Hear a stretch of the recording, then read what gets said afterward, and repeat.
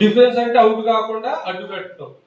So defensive driving అనేది కూడా చాలా ఇంపార్టెంట్. అంటే అర్థం ఏంటంటే మనము యాక్సిడెంట్ బారిన పడకుండా, అంటే ముందు మనం యాక్సిడెంట్ అవ్వకూడదు, ఎట్ ద సేమ్ టైం మన వల్ల వేరే వాళ్ళకి యాక్సిడెంట్ అవ్వకూడదు.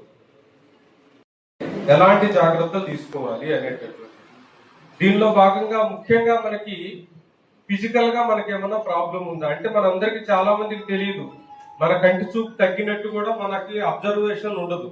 కానీ మనం ఏమవుతుందంటే అంతా బాగానే ఉంది కదా అనుకుంటాం. సో మనం నైట్ టైం డ్రైవ్ చేసేటప్పుడు కానీ సడన్ గా డ్రైవ్ చేసేటప్పుడు మన కంటి చూపు ఏజ్ తో పాటు తగ్గుతూ ఉంటుంది. సో మన కంటి చూపు సరిగ్గా లేకపోతే మనం ఏంటంటే పరిస్థితుల వల్ల మనం ఐ చెకప్ చేయించుకోము.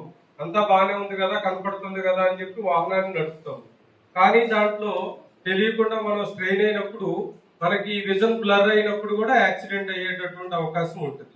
సో దాని గవర్నమెంట్ మెడికల్ డాక్టర్స్ ని రిక్వెస్ట్ చేసి మీ అందరికీ కంటి పరీక్షలు చేయించడానికి కూడా ప్లాన్ చేసాం. ఎందుకంటే మన కంటి చూపు సరిగా లేనప్పుడు యాక్సిడెంట్ అవునా కాదా?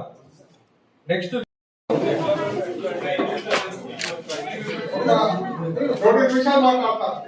మాట్లాడాము.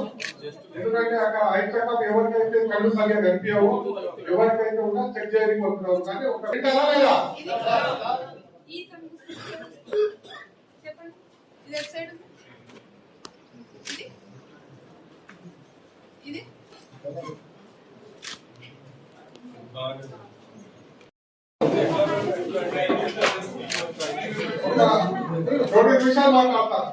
మాట్లాడాము.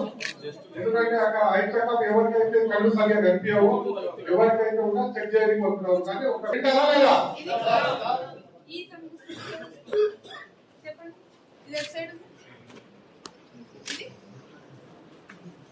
ఇది